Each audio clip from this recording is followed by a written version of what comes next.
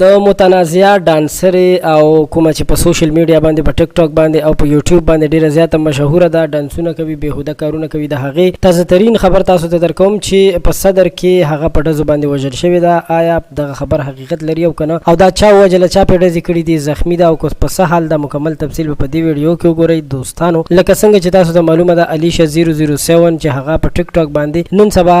کوم بهودګي خوروي، کوم د جسم نمایش کوي او کوم غلطي خبرې چې دوی به مخکې په یوټیوب باندې هم کولې، خو په یوټیوب باندې بیا په هغه هر څه باندې یوټیوب والو داسې پابندي ولګوله چې دغه سیزانو ممنوع وګرځوله. اوس مهال دوی په ټیک ټاک باندې چې کومه بېشرمي کوله، په ټیک ټاک باندې دې ته څو ورځې وړاندې یو کس داسې دمکي هم ورکړې وه چې دې خپله بیا ویډیو هم جوړه کړې وه. په دغه ویډیو کې ویلي و چې ستا ما سره هېڅ کار نشته دی، یعنې ستا ما سره څه دي چې ته غواړې ما ووژنې یا ما ته دمکي راکوي یا ما سره څه غلط حرکت وکړي. دې دغه خبرې په سوشل میډیا باندې هم راوړې وې. اوس مهال موږ ته یو تازه خبر راورسېدو چې دا په پېښور صدر کې وژل شوي دوستانو. دوی په پېښور کې اوسېږي هم، خو کېدای شي دا صدر ته د څه کار دپاره تللې وه او هلته بیا په دې باندې څه ډزې شوي دي او وژل شوي ده. نو کله چې موږ د دې خبر مکمل معلومات وکړل، مکمل تحقیق مې وکړو، د دې نه وړاندې هم د دې په پلار باندې ډزې شوي چې د هغې خپه هم کټ شوې وه او هغوی بیا هم په دغه یو څو کسانو باندې دعوه کړې وه چې بیا هغه کیس هم ختم شو. خو اوس مهال د الیشا چې کومه خبره ده، نو دوستانو ځینې کسان وایي چې هغې باندې ډزې شوي دي، وژل شوي، ځینې کسان وایي چې نه هغه نه ده وژل شوې، ډزې پرې نه دي شوي، بلکې دا هسې هغې پسې یو